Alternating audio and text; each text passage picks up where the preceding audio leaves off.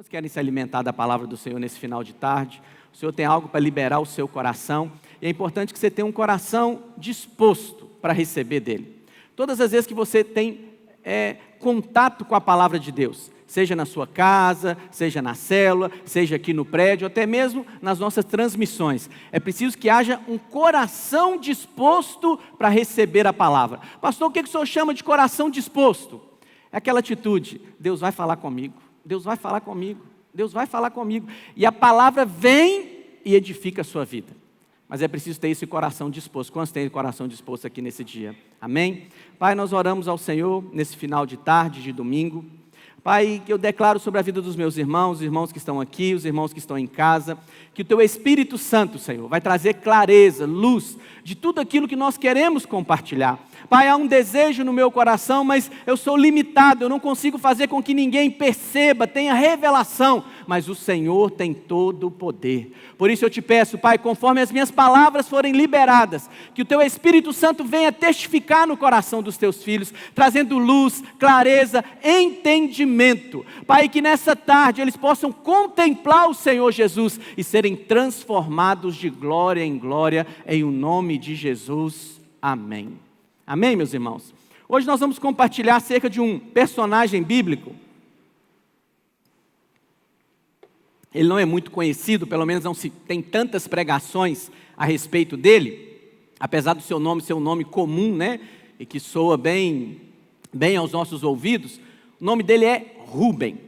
Rúben, ele é um dos 12 filhos de Jacó. Lá em Gênesis 49, a Bíblia diz que Jacó já está ali com seus 110 anos, então ele, como patriarca da família, ele chama toda a sua família, né? Vamos ali, todo o seu clã.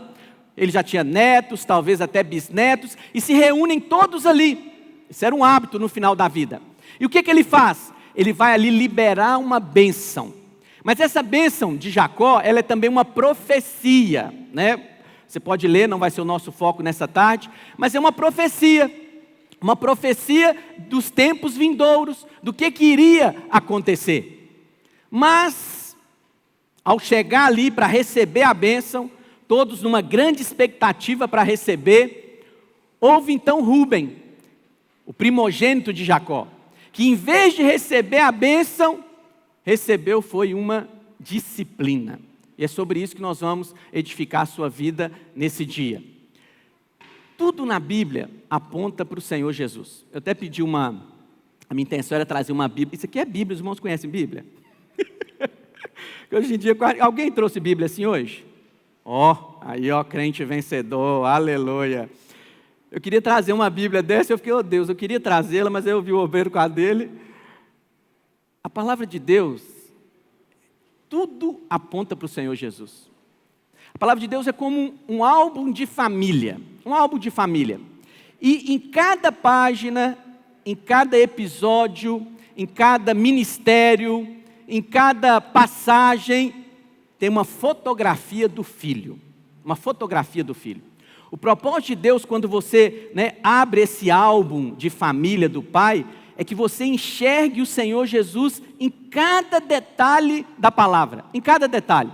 Então, nesse momento que Jacó está ali liberando a bênção, também é uma fotografia, uma imagem do Senhor Jesus Cristo expressa ali. E olha, quanto mais você enxerga Jesus na sua palavra, mais você é transformado. Eu sei que às vezes as pessoas dizem, pastor, eu tenho que fazer alguma coisa para mudar isso na minha vida, eu já não tolero essa coisa na minha vida. Eu sei que o seu zelo, o seu encargo é querer mudar algo em você. Mas olha, na sua carne, na força do seu braço, você não consegue mudar nada. Eu sei que o seu zelo e seu encargo é se tornar semelhante ao Senhor Jesus, que esse é o nosso alvo, nos tornar como Cristo. Mas por mais que você se esforce, você jamais daria conta de ser como Ele é. Mas pela sua graça, Ele faz a obra em nós. E como é que é o jeito de Deus fazer a obra em nós? Através da contemplação. Quanto mais você vê Jesus, quanto mais você contempla o Senhor, Paulo vai dizer, mais glória dele é acrescentada na sua vida. E olha, olhar não gasta nada, 0 caloria, é só olhar. Se eu estou aqui ministrando para os irmãos, ou lá na sua célula, e nós pintamos o quadro do Senhor Jesus, e você olha para ele, acredite na palavra de Deus, algo vai acontecer em você, porque essa é a maneira de Deus trabalhar, a maneira de Deus nos transformar, é tudo pela sua graça, não exige esforço humano algum, é somente por contemplarmos ao Senhor, amém, meus irmãos? Então vamos ver lá o texto? Projeta, por favor, Gênesis 49, versículo 1. Então olha o que diz. Depois chamou Jacó a seus filhos e disse, ajuntai-vos, e eu vos farei saber o que vos há de acontecer nos dias vindouros. Por isso que eu disse para os irmãos que é também uma profecia. Ajuntai-vos e ouvi, filhos de Jacó, ouvi a Israel, vosso pai. Então agora ele vai começar a liberar o que deveria ser bênção. E usualmente era. Mas para Rúben, em vez de ser bênção, foi disciplina. Olha o que diz. Rúben, tu és o meu primogênito, minha força e as primícias do meu vigor, o mais excelente em altivez e o mais excelente em poder. Aqui uma descrição do que Rúben era. Rúben era excelente em altivez, excelente em poder. Ele foi ali as primícias, o primogênito de Israel, de Jacó. Lembra que eu falei que o Senhor Jesus, ele está estampado, né, como um álbum de fotografia? O primogênito aponta para Cristo. Cristo é o primogênito. Antes ele era o unigênito, o único filho de Deus. Mas depois, com a sua vinda, a sua morte, a sua ressurreição, ele se tornou então o primogênito de muitos irmãos, que é a igreja do Senhor Jesus. E olha o que acontece. Impetuoso como a água. Isso aqui é interessante. O que é alguém impetuosa como a água? A água você não consegue controlar. Né? Vamos supor aí, choveu muito e rompeu uma, como é que chama isso? Barragem. Não tem como controlar, ela sai derrubando casas, sai derrubando morro, tudo que vem à frente sai derrubando, porque é impetuosa no seu poder. Mas aí a Bíblia diz, impetuoso como a água, não serás o mais excelente. Uau! Ele tinha tudo para ser, mas não será. É interessante que essa palavra impetuoso, né, no Velho Testamento, é só aqui que é utilizada, em todo o Velho Testamento. No original significa inconstante, instável. Lá em Tiago vai dizer que o homem inconstante, ele não vai receber nada do Senhor. Por quê? Porque ele é como as águas do mar, as ondas do mar. As águas do mar, elas são fortes, né? São impetuosas, mas também elas são inconstantes. Ela vem e vai, vem e vai. Olha que interessante isso, e causar temor no nosso coração, acerca da inconstância. Porque subiste ao leito de teu pai e o profanaste, subiste à minha cama. Jacó diz para Rúben, era para ser tudo seu, mas porque você cometeu adultério, você não vai receber. Pastor, o que é que aconteceu aqui? A Bíblia diz que Jacó era casado com Lia e Raquel, mas ele tinha também concubinas. Uma de suas concubinas era serva de Raquel, e a Bíblia diz que quando Raquel morreu, Rúben então foi e se deitou com a concubina do pai. E a Bíblia diz que Israel viu, Israel soube e não fez nada. E os anos se passaram. Talvez Rúben pensasse, ficou no oculto, ninguém viu, não vai acontecer nada. Mas no dia que o Jacó já está com 110 anos, vai liberar a bênção. Rúben chega na expectativa, oba, eu sou o primogênito. E o primogênito naquela época ele recebia 3 tipos de bênção.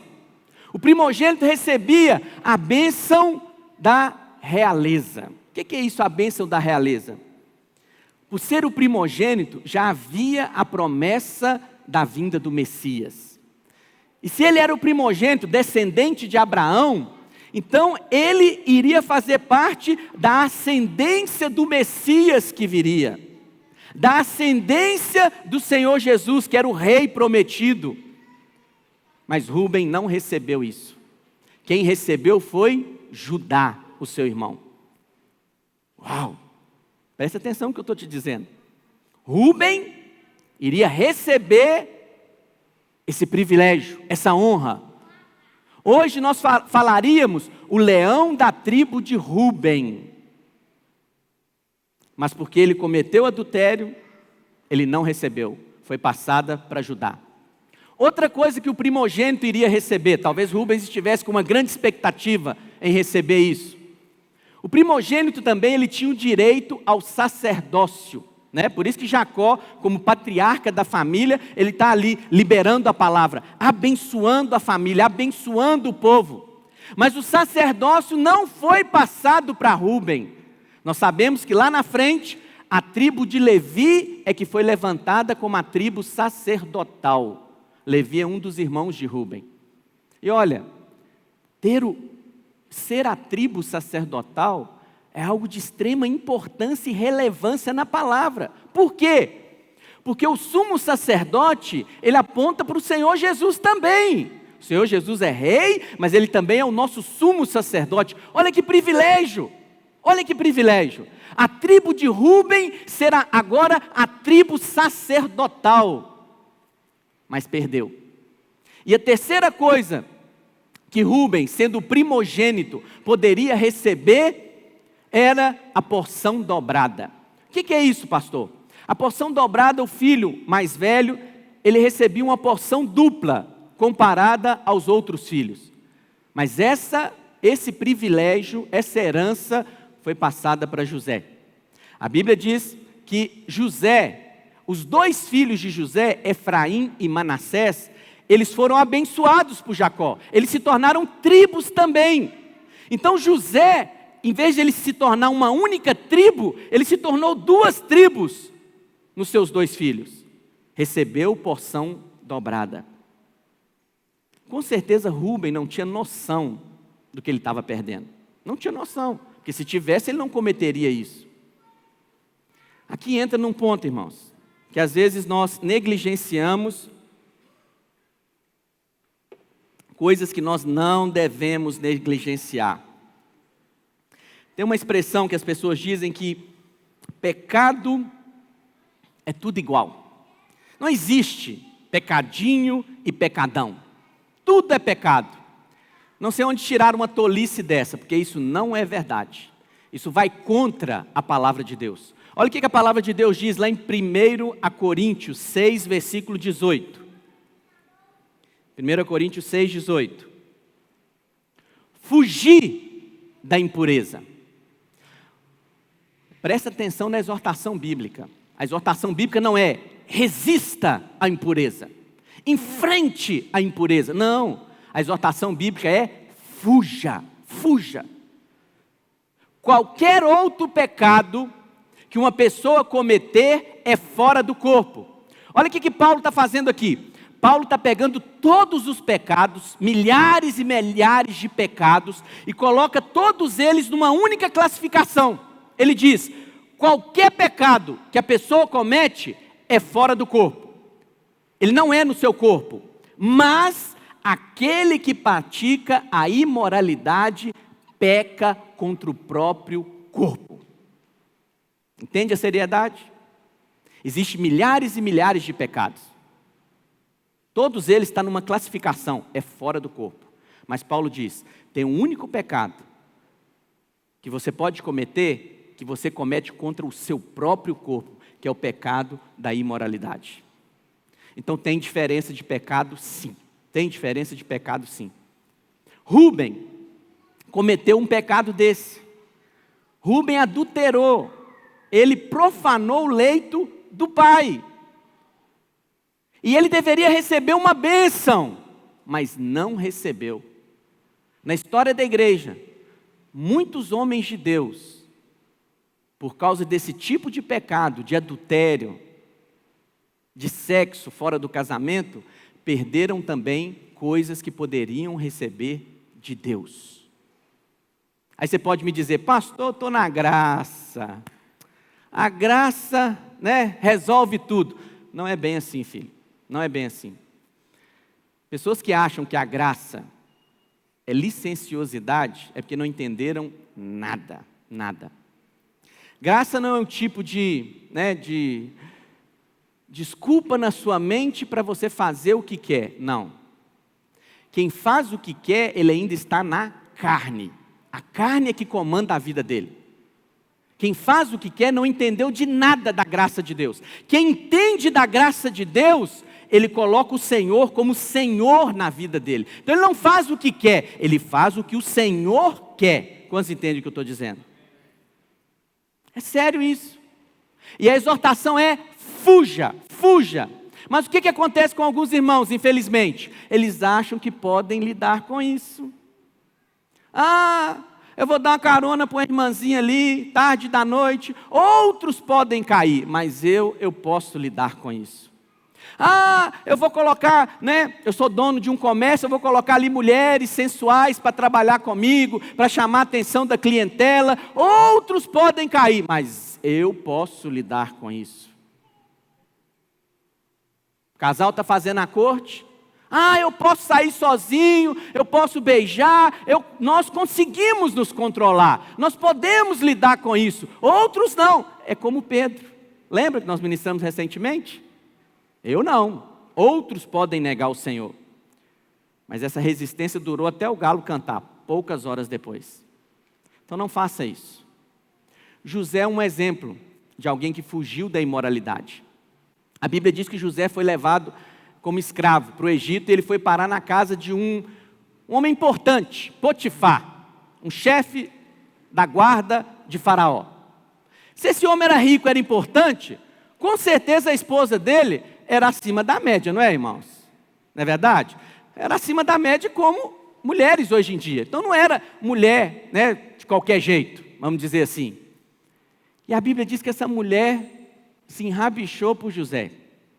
E olhou com olhos malignos para José. E ela tentava pegar José, e José escapava, e tentava pegar José, e José escapava. Mas teve um momento que ela arrumou um esquema tão tenebroso e maligno, que não teve como José escapar. E aí a Bíblia diz que José tirou e saiu, e ela agarrou na roupa dele, e ele saiu quase nu. Não é uma cena bonita. Mas José fugiu. José não enfrentou, José fugiu. José, irmãos, ele foi colocado a segunda pessoa mais importante daquela época. Olha, José venceu muitas coisas. José venceu o sentimento de vingança, o sentimento de dar o troco, teve muitas vitórias. Mas quando fala de José, qual que é a primeira coisa que você lembra? José fugiu da mulher de Potifar. Não é algo nobre que você fala, fugir. Mas diante de Deus isso tem valor. Quem foge dessas coisas imorais, ele está declarando para Deus que ele não dá conta. E isso mostra um coração humilde diante de Deus. Quando você acha que dá conta de coisas que a Bíblia expressamente dizem que você não dá conta, você está sendo soberbo. E a Bíblia diz que o soberbo é resistido pelo próprio Deus. Então tome cuidado. Tome cuidado. Quando irmãos falam, ou até mesmo a sua esposa fala, dê crédito. Não caia na insensatez de achar que você pode lidar com coisas que a Bíblia diz, nem sou eu não, é a Bíblia diz que você deve fugir. Quantos entendem o que eu estou dizendo? José fugiu, mas Rúben não. Rúben não fugiu da imoralidade. Pelo contrário, ele achou que podia dormir com a mulher do seu pai e nada ia acontecer. Mas aconteceu. Porque ele se entregou à impureza, Ele perdeu a bênção de estar na genealogia da realeza. Porque ele se entregou à impureza, ele perdeu a bênção de ser a tribo sacerdotal, de ser um quadro maravilhoso do Senhor Jesus em toda a história. Por ele não ter fugido da impureza, ele perdeu a bênção da porção dobrada. Então, pecado não é a mesma coisa. Você pode fazer o que você quiser, está me entendendo? Mas você não pode escolher as consequências. Não pode. Você é marido, você pode aprontar com a sua esposa, mas você não pode escolher se ela vai te perdoar. Da mesma maneira a esposa, você pode aprontar com o seu marido, mas você não tem garantias que o seu marido vai te perdoar. E olha, Deus uniu vocês. Era vontade de Deus que vocês desfrutassem desse casamento, de alegria, de companheirismo, mas por causa de uma escolha, você não vai desfrutar. Não é lamentável isso, irmãos? Eu acho que Rubem, a Bíblia não cita, mas ele deve ficar muito frustrado. Lembra que o Senhor Jesus disse lá sobre choro e ranger de dentes? Talvez tenha sido esse sentimento. Ele olhou e viu Judá. Olhou, né? Não agora, porque Levi, quando foi levantado sacerdote, não era da época dele, mas poderia ter essa bênção. Olhou e viu José, os 2 filhos de José, sendo abençoados com a porção dobrada.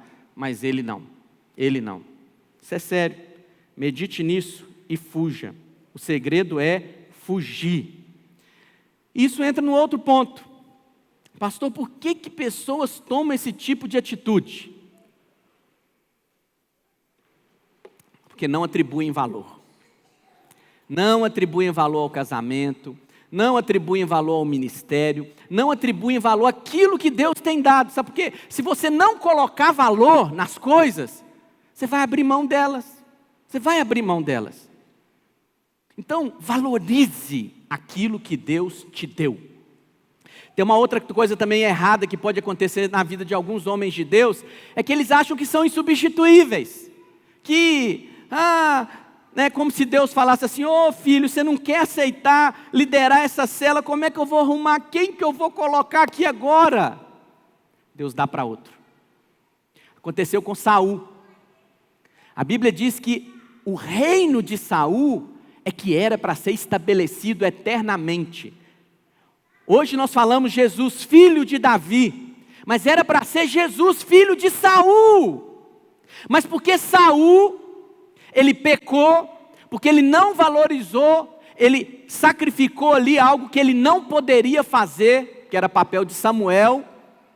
Samuel falou, hoje o reino seria estabelecido, confirmado eternamente sobre a sua casa, mas não vai mais. E o que aconteceu? Deus arrumou outro, levantou Davi. Um outro exemplo, dentro da família de Jacó, Esaú, nós ministramos aqui recentemente também. Esaú não valorizou. O que é isso agora? Eu estou com fome, eu quero resolver meu problema agora. E o que aconteceu? Perdeu. Foi passado para Jacó. Então não perca aquilo que Deus tem te dado. Valorize. Valorize o ministério. Sabe? A igreja é preciosa demais, irmãos. Preciosa demais. Eu não invisto a minha vida, da minha família, em algo que eu não dou valor. É algo que vale.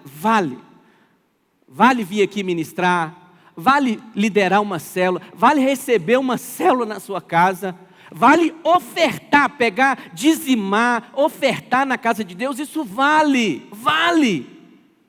De tudo aquilo que você possa ter valor na sua casa, na sua vida, aliás, a casa de Deus tem valor maior. Porque é algo que o próprio Deus deu à sua vida. A Bíblia diz que Deus amou, que o Senhor Jesus amou a igreja de tal maneira que Ele se entregou pela igreja. Então valorize o ministério, valorize a sua célula, valorize o rebanho que Deus tem confiado ali, Jamais bata nos irmãos, jamais fale algo ruim acerca dos irmãos. São as pessoas que Deus te confiou. Valorize isso. E quando você valoriza, acredite em mim, Deus te dá mais. Te dá mais. Lembra de Davi? O irmão de Davi falou, poucas ovelhas. Mas Davi valorizava tanto aquelas ovelhas que ele enfrentou um urso e um leão por causa de poucas ovelhas. E o que Deus fez com ele? Colocou ele sobre a casa de Israel. Valorize. Quantos vão valorizar? Amém? Aleluia. Então vamos continuar. Então Rúben não valorizou. E porque não valorizou, perdeu a posição. Perdeu. Lá em Atos, capítulo 1, versículo 17, a Bíblia vai nos contar um exemplo de outra pessoa que também não valorizou. Que foi Judas. E aí você fala, pastor, mas se a pessoa sai da posição, essa posição realmente precisa de ser ocupada por outro? A Bíblia diz que sim. O Senhor tinha 12 discípulos, que seriam os 12 apóstolos, mas Judas, ele traiu o Senhor. A diferença dele com Pedro é a seguinte, porque Pedro também traiu. A diferença é que Judas, ele sentiu remorso, ele sabia que tinha feito coisa errada, mas ele quis pagar pelo seu pecado com a sua própria vida. E a nossa vida não é tão valiosa assim que consiga pagar pelos nossos erros. Entende o que eu estou dizendo? Judas não entendeu isso. Ele errou, ele reconheceu o erro e ele quis pagar pelos seus próprios erros. E ele foi lá, se enforcou. A Bíblia diz que o galho, ele se rompeu. Judas caiu em pedras pontiagudas, rachou lá o seu abdômen, as entranhas dele se espalharam. E aquele campo foi conhecido como Aceldama, campo de sangue. Olha o que Pedro vai dizer. Porque ele era contado entre nós e teve parte nesse ministério.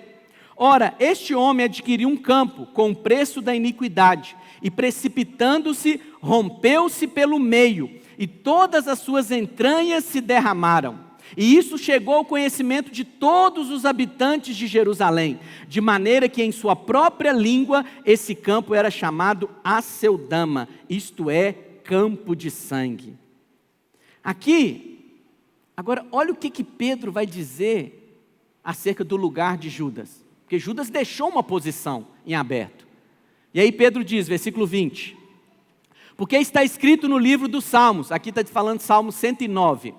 Fique deserta a sua morada, e não haja quem nela habite, e tome outro o seu encargo.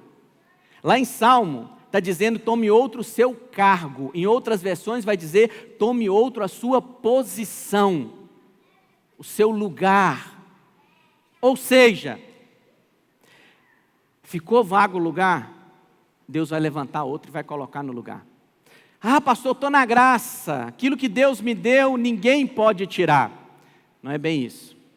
Eu não estou dizendo para você de coisas que você vai receber lá, na eternidade, na glória. Eu estou dizendo de coisas que você vai receber aqui na terra, de herança para você aqui.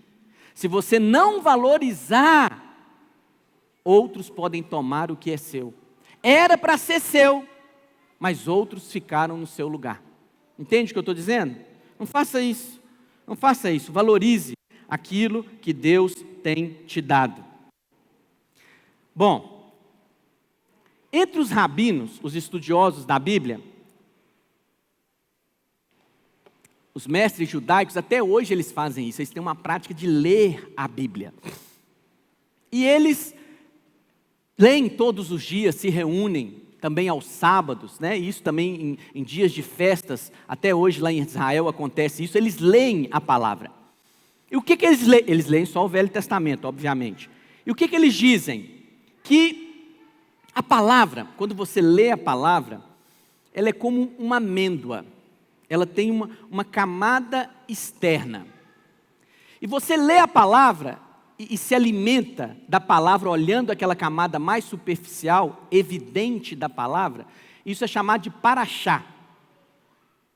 Isso é o que aconteceu agora, no início da mensagem. Que agora que eu vou ministrar para os irmãos aquilo que nós estamos propondo essa tarde. Rúben dormiu com a mulher do pai dele, com a concubina do pai dele. Isso é inegável, qualquer um que lê a Bíblia entende. Por causa disso, Rúben perdeu a realeza, perdeu o sacerdócio, perdeu a porção dobrada. Olha como isso é sério. Isso é a camada externa da palavra. A camada externa da amêndoa. Paraxá. Entende o que eu estou dizendo? Mas eles dizem que, de vez em quando, Deus quebra a semente e Ele te dá o privilégio de se alimentar de algo mais profundo da palavra. Isso é chamado de sode.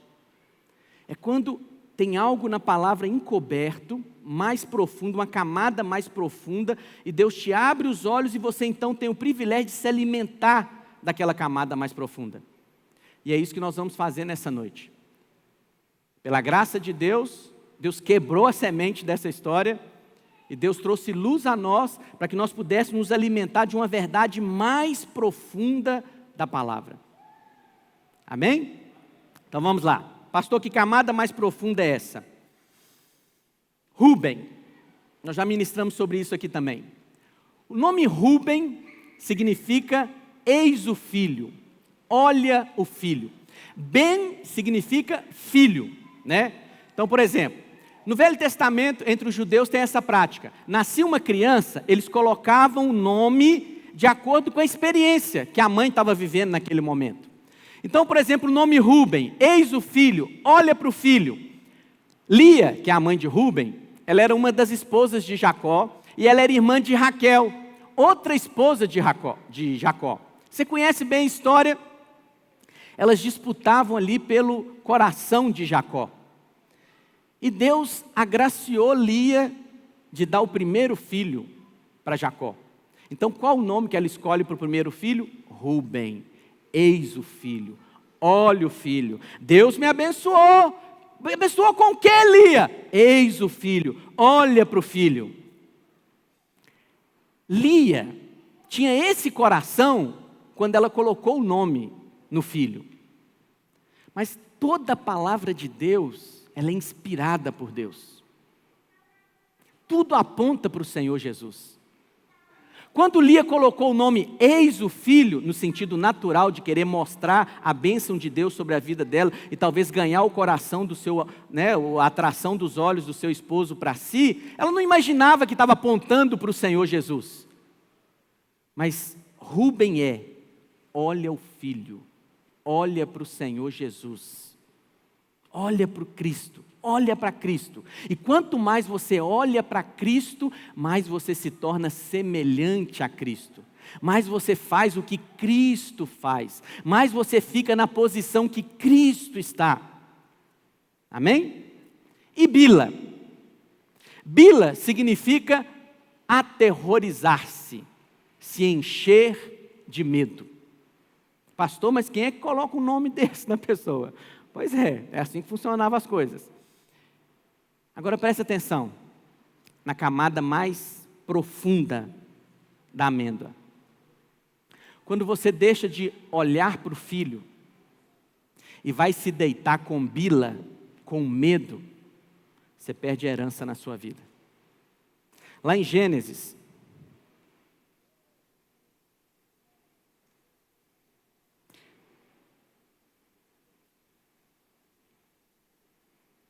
lá, obrigado, irmão, isso é uma bênção. Gênesis 35, 22 diz assim: e aconteceu que, habitando Israel naquela terra, Israel aqui é Jacó, tá? Porque Jacó também tinha dois nomes. Jacó é o nome que o seu pai, Isaac, e a sua mãe, Rebeca, deram para ele. Jacó significa suplantador. Mas a palavra suplantador não é só no sentido, de, fulano bateu o recorde em 30 minutos, eu vou bater o recorde em 20 minutos. Não é só isso de suplantar o outro, não. Suplantador está ligado a enganador. Nós estamos disputando uma corrida, eu vou bater o recorde porque eu vou te passar uma rasteira. Eu vou te enganar, então eu vou ganhar. Então esse era o nome de Jacó. Mas como é que o nome de Jacó foi mudado, transformado para Israel. Jacó estava numa fase da sua vida voltando, já com a sua família constituída. Então ele se encontra no Val de Jaboque, sozinho. E a Bíblia diz que veio um homem e lutou com Jacó. Esse homem é um anjo do Senhor. Esse homem é o próprio Senhor Jesus Cristo na Bíblia, aparecendo ali. E Jacó está lutando, porque Jacó, ele estava descontente, ele queria ser abençoado, ele estava com medo do encontro dele com Esaú, do receio dele de Esaú matá-lo, então ele queria ser abençoado, e ele agarrava o anjo, eu quero a bênção, eu não solto, enquanto o Senhor não me abençoar. E a Bíblia diz que o anjo, vendo que não podia desvencilhar-se dele, o que é algo espantoso, porque era só o anjo fazer isso que Jacó podia morrer. O que podia segurar o Senhor? Isso é um princípio espiritual para nós. Quando você se apega a Deus, e você ora, e você busca o Senhor, Senhor me dá, Senhor me ajuda, Deus não consegue se desvencilhar de você. Não consegue. Você que tem filho, é como o seu filho grita lá, pai, aquela voz de socorro, você não consegue deixar de fazer o que você estava fazendo e correr para socorrer o seu filho. Assim, muito mais assim, é o nosso Pai. Muito mais assim. Por isso, ore, toda hora ore, por qualquer necessidade, por qualquer coisa, ore, peça ao Senhor, que Ele vai te ouvir, sempre. Então, o anjo falou, como é que você chama? Jacó falou, Jacó. E ele falou, já não chamarás mais Jacó, e sim Israel, porque lutaste contra Deus e prevaleceste. Israel é príncipe de Deus, aquele que lutou contra Deus, mas como é que ganha de Deus? Como é que ganha de Deus, irmãos? É nesse sentido que eu falei. Você se apega a Deus, você busca de Deus, e Deus olha e fala, eu vou te dar, filho. Eu vou agir na sua vida. Então o nome dele agora é Israel, príncipe de Deus. Foi Rúben e se deitou com Bila, concubina de seu pai. E Israel o soube e não fez nada. Lembra que eu falei para os irmãos no início da palavra? Lá com 110 anos, no final da vida, na hora que ele vai abençoar, a história veio à tona. Porque ele sabia o que tinha acontecido. E eram 12 os filhos de Israel. Bom, Rúben, eu disse para você que é eis o filho. Olha para o filho. É o quadro do Senhor Jesus. É a exortação bíblica. Olha para Cristo, olha para Cristo. Mas quando você tira os olhos de Cristo e vai se deitar com Bila, aterrorizar, amedrontar, deitar com medo, você também perde a herança na sua vida. Talvez até agora da ministração, né? Você está em casa, os irmãos que estão aqui falam, essa palavra eu estou bem, não é verdade? Não estou adulterando, não estou do lado de Rúben, porque eu sou fiel ao meu cônjuge. Mas tem muitos que são fiéis ao cônjuge, mas estão deitando com medo. E estão deixando de receber herança também, porque estão deitando com medo. O medo é coisa séria, irmãos. Presta atenção em mim. É sério.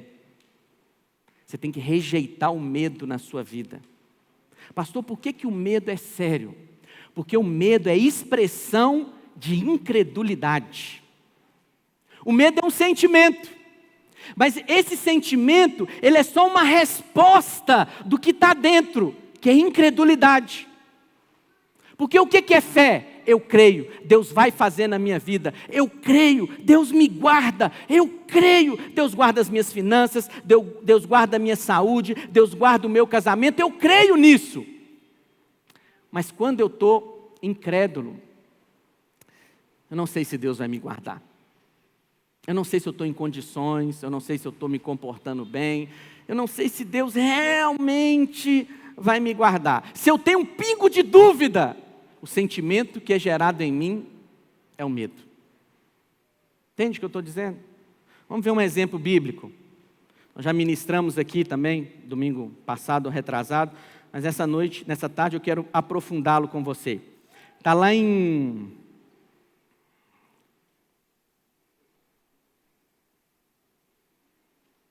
Mateus 14, verso 22. Olha o que diz.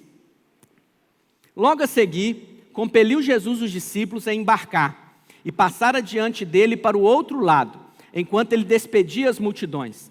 E despedidas as multidões, subiu ao monte, a fim de orar sozinho. Em caindo a tarde, lá estava ele só.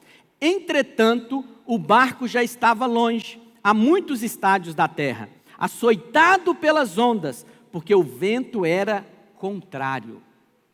Presta atenção no que eu vou te dizer. Nós estamos vivendo um tempo de ventos contrários.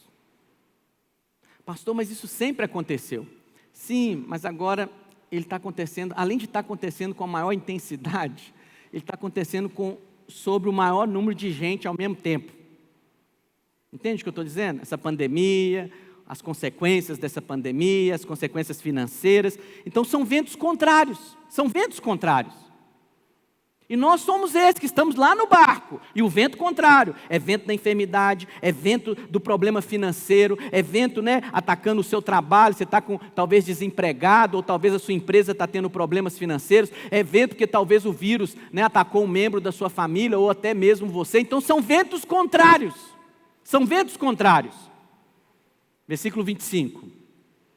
Na quarta vigília da noite, foi Jesus ter com eles, andando por sobre o mar. E os discípulos, ao verem-no andando sobre as águas, ficaram aterrados e exclamaram: é um fantasma! E tomados de medo, guarda essa expressão, gritaram. Mas Jesus imediatamente lhes disse: tende bom ânimo, sou eu, não temais.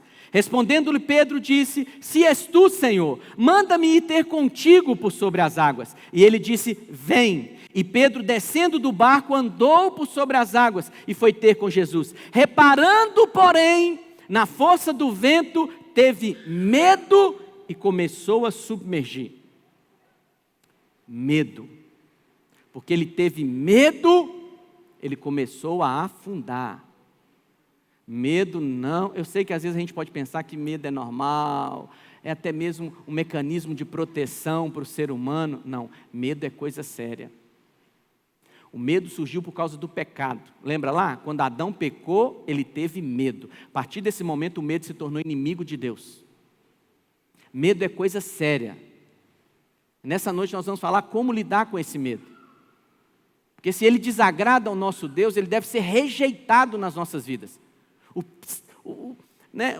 O início, qualquer sentimento de medo, ele deve ser imediatamente rejeitado nas nossas vidas. E gritou: salva-me, Senhor. E prontamente Jesus, estendendo a mão, tomou-o e lhe disse: homem de pequena fé, por que duvidaste? Pedro sentiu o que, irmãos? Medo. Mas Jesus chega e fala assim: por que você sentiu medo? É isso que Jesus fala? Não. Por que você duvidou? Jesus não perguntou por que ele teve medo. O medo era simplesmente uma expressão. Lembra que nós trabalhamos aqui, ministramos acerca da raiz e do fruto?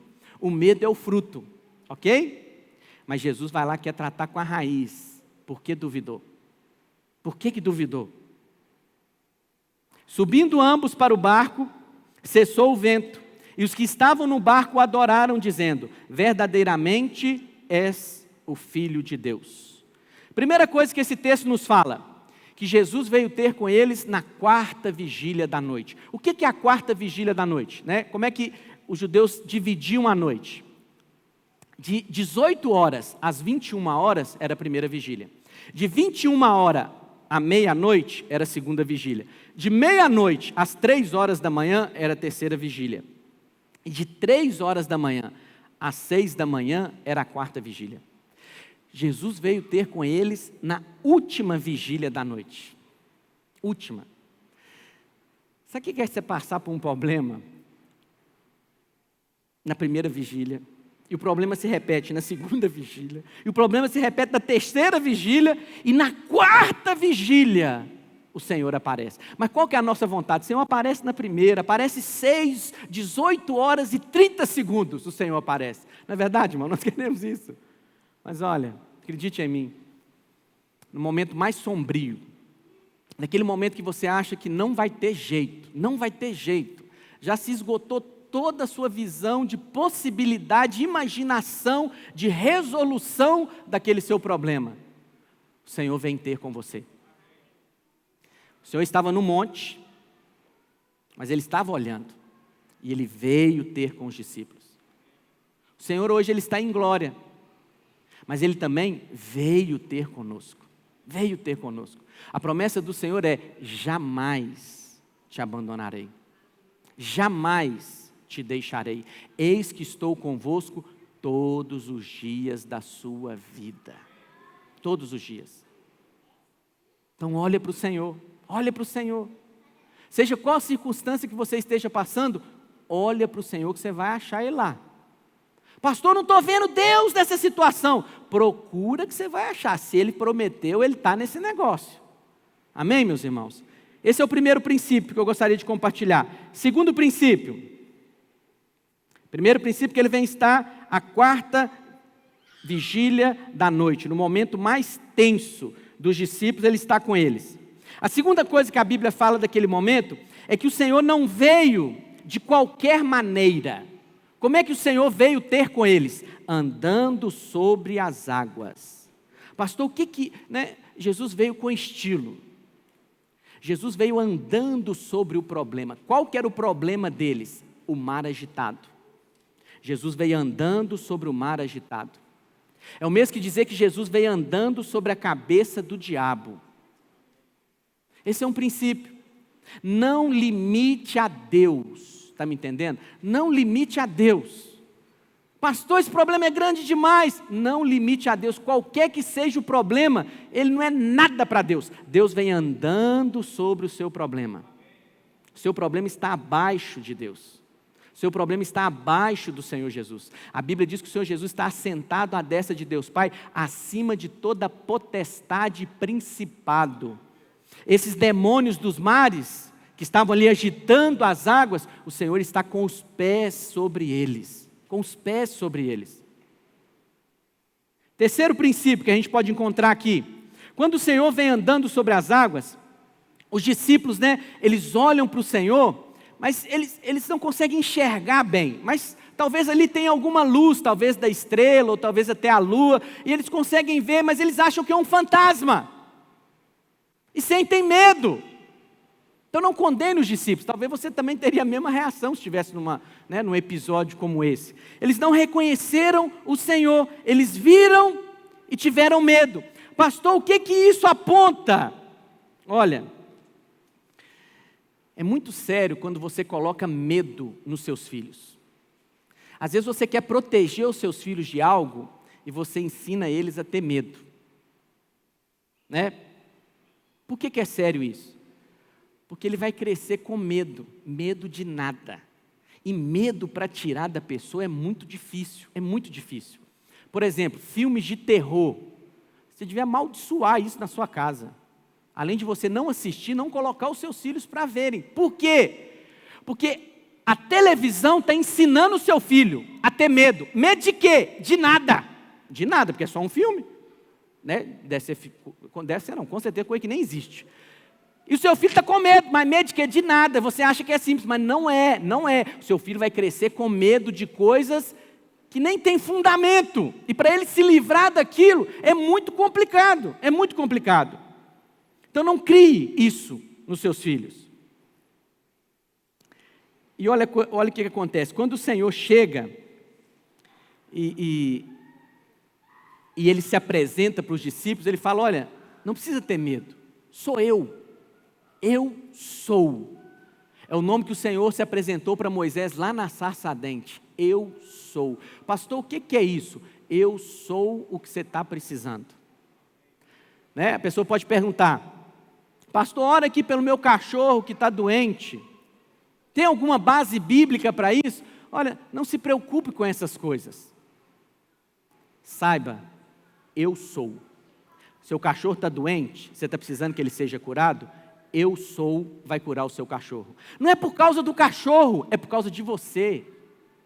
Entende? Você não pede vaga para estacionamento, você não pede para o seu pneu que está furado ficar cheio até chegar numa borracharia, você pede por tantas coisas. O eu sou é aquilo que você precisa para a sua necessidade. É a palavra que ele deu para os discípulos e a palavra que ele dá para você também. Não temas, eu sou. Eu sou. Eu sou o que você está precisando. Quarto princípio. A Bíblia diz que Pedro, então, ele olha para o Senhor, ele não consegue identificar, ele ouve só Jesus falando, eu sou. E ele fala, se é o Senhor mesmo, manda que eu vá ter contigo por sobre as águas. E o Senhor fala, vem. E Pedro então sai do barco.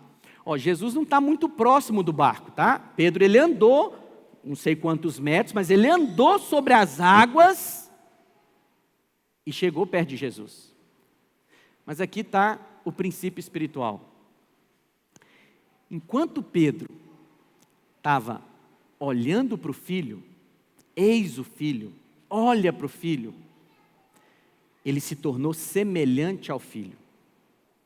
O filho anda sobre as águas, Pedro também anda sobre as águas.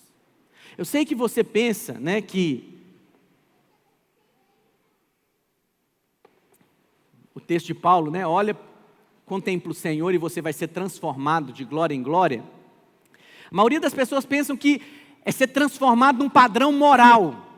Eu vou fazer o que Jesus faz, me comportar como Jesus comporta, eu vou ser um marido melhor, um filho melhor, um patrão, um empregado melhor. Mas isso vai muito além do que um comportamento moral simplesmente. Quando você olha para o filho, você faz o que o filho faz, você anda sobre as águas. Quando você olha para o filho, você fica na mesma posição que o filho está, sobre o problema. Entende o que eu estou dizendo? Isso é uma posição elevada, irmãos. Elevada. Nós fomos chamados para viver em posições elevadas. Posição elevada, a posição da montanha, é posição onde você vive na dimensão do Espírito. E na dimensão do Espírito você se torna semelhante a Cristo. Você está andando sobre o problema, você está andando sobre as águas, você está fazendo o que Cristo faz. Não no sentido de comportamento, no sentido de ser o que Ele é. Mas aí o texto continua. Pedro então começa a atentar para as circunstâncias. Pedro tira os olhos do filho e começa a olhar para o natural. Aí ele vê o vento forte, vê que o problema é sério demais, vê que ele está ali num problema, numa enrascada, porque ele agora está sobre as águas de pé. Se já estava ruim dentro do barco, imagina agora de pé na água com o vento contrário. Está pior. E quando ele tira os olhos do filho, eis o filho, e olha para as circunstâncias, a Bíblia diz que ele sente medo. Quando ele vai deitar com medo, vai deitar com bila, o resultado é que ele começa a naufragar. O resultado é que ele fica sob o problema e não sobre o problema. Entende o que eu estou dizendo? Todas as vezes que você deixa de olhar para Cristo, em vez de você ficar numa posição elevada sobre os seus problemas, você começa a ficar abaixo dos problemas. E aí os problemas começam a ficar sobre você. E aí você está afundando. Olha como o medo é sério. Mas eu não estou aqui para te condenar, nem para te julgar. Eu estou aqui para trazer uma palavra de exortação em amor ao coração dos irmãos. Não admita ficar com medo. Pastor, mas o que eu faço? Eu estou com medo. Pedro teve medo, começou a naufragar, a afundar. Ele clamou: Senhor, me salva! Me salva! Aí, o que Jesus fez? Agora você se vira aí, meu filho. Eu falei para você não ter medo. Para que você tirou o olho de mim? Você foi olhar aí para o vento. Foi assim que Jesus fez? Não. Imediatamente o Senhor pegou pelos braços, ele trouxe de volta para a posição. E aí a Bíblia diz que eles entraram no barco e cessou. Veio a calmaria. O que isso aponta? Nesse tempo de turbulências, isso é algo comum para o mundo. Isso é algo que o mundo está acostumado a viver debaixo de doença, de problema financeiro, de medo. É normal para o mundo, mas não é para nós. Para o mundo é normal pandemia, para a igreja é um teste. É um teste. Entende o que eu estou dizendo? O que você vai fazer diante dessa pandemia? Você vai olhar para o filho? Ou você vai olhar ao derredor? Todas as vezes que você olha para o derredor, seja através de uma mídia, seja através do seu local de trabalho, o resultado é que você pode se encher de medo. Porque você está tirando os olhos do filho. Não faça isso. Não faça isso. Pastor, eu estou sentindo medo. Lembre-se, eu não estou olhando para o filho, vou olhar para o filho. Eu não estou olhando para o filho, vou olhar para o filho. Pastor, eu estou sentindo medo. Lembre-se, clame, clame. Clame, que Ele vai te ajudar. Ele não vai te condenar, Ele vai te ajudar. Mas quando eles entram no barco, cessa tudo. Porque acabou o teste. Pedro passou. Pelo menos 5 ele tirou, não é verdade? Porque ele andou sobre as águas. Ele está em segundo lugar no ranking. Primeiro o Senhor Jesus e depois Pedro. Homem nenhum, então Pedro está melhor do que nós. Né? Alguém já andou sobre as águas aqui? Está melhor do que nós. Mas é um teste. É um teste. Mas o que é o encargo do meu coração para os irmãos? É porque às vezes você pode se acostumar a sentir medo e achar que isso é normal. Não é, não é. Às vezes, irmãos que passaram por problemas desse vírus, o pastor, o negócio é sério mesmo, pastor. É do jeito que o povo fala, é sério mesmo. Às vezes a gente acha que não é. Eu falo, irmão, eu não estou falando que não é. Eu só estou falando que Deus é maior do que tudo isso. É maior do que tudo isso. Certa vez, Jesus estava sendo levado para a casa de Jairo. Chegaram para ele os servos da casa de Jairo e falaram, precisa mais não, já morreu. Jesus é maior do que a morte. Certa vez Jesus chegou, Lázaro já estava morto há mais de 3 dias. Não adianta, já está cheirando mal. Jesus é maior do que a morte. É maior. Honre a Deus. Não honre as ações do maligno falando do que o maligno está fazendo no sentido de atribuindo valor, poder. Pastor, isso aqui é sério demais. Esse vírus é perigoso demais. Esse problema financeiro é... Você está atribuindo valor às ações do inimigo. Atribua valor às ações de Deus. Ele é maior. Ele é maior. E enquanto você está olhando para o filho, Rubem, e não está deitando com Bila, com medo, você está em posições mais elevadas. Entende o que eu estou dizendo? Você está em posições mais elevadas. Não tire os seus olhos do filho. Mantenha os seus olhos no filho. Eu não estou querendo com essa palavra levar você a tomar alguma atitude. Não. Responda na sua medida. Um irmão me procurou recentemente, falou, pastor, eu queria ir só no culto, porque eu não estou em condições ainda de ir na célula, eu não me sinto seguro. Eu falei para ele, irmão, vai só no culto, vem em paz. Outros dizem, pastor, eu prefiro ficar em casa. Fique em casa, em paz. Mas não viva debaixo do medo. Olha para o filho. Ele está com você. Eu oro para não pegar esse vírus maligno. Porque eu não quero ficar sem vir no culto. Não quero ficar mesmo. Ficar enclausurado, né?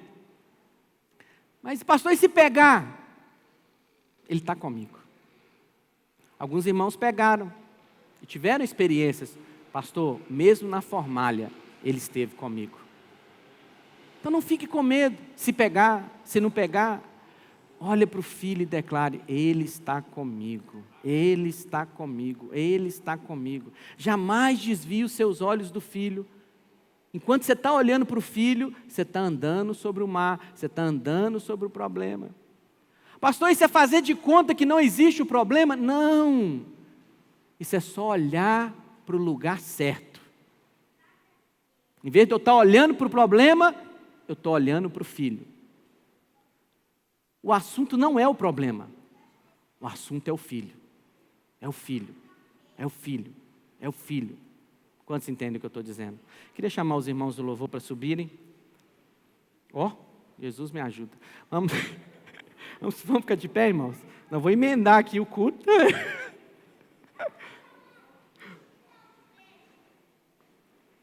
Aleluia. Nós vamos encerrar sem louvor mesmo. Obrigado, tá? Oh, Deus, ajuda esse pastor. Vamos lá. Aleluia. Queria que você fechasse seus olhos por um instante.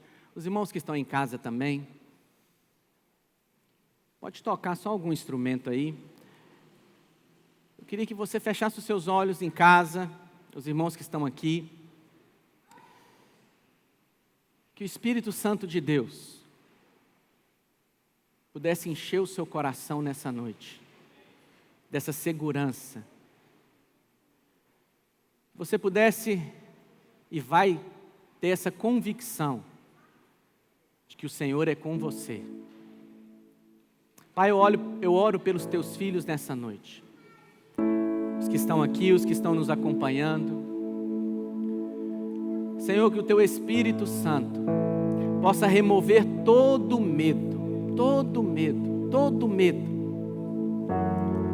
Pai, que os teus filhos possam experimentar de descanso, de refrigério, de segurança. Pai, em nome de Jesus, ó Espírito Santo de Deus. O diabo, ele está no vento contrário, mas a Bíblia diz que o Espírito Santo também é vento. Mas Ele vem trazer calmaria. Ele vem trazer segurança. E eu oro pela tua vida nessa noite, filho. Com essas palavras, seu coração vai ser fortalecido. De maneira que você vai enfrentar o medo. Você não vai correr do medo. Você vai fazer como Davi, vai para cima de Golias. Vai para cima daquilo que está te dando medo e declara: eu sei quem está comigo. O eu sou está comigo. Ele não me abandona. Ele jamais me abandonará. É a promessa dele. Eu creio no que ele diz. Não importa o problema. Não importa onde eu me encontre nesse problema. Basta eu olhar para ele. Basta eu olhar para ele. E ele vem me colocar em lugares elevados. Senhor, ministra essas verdades ao coração dos teus filhos. Testifica isso pelo Espírito, Pai. Em nome de Jesus. Amém.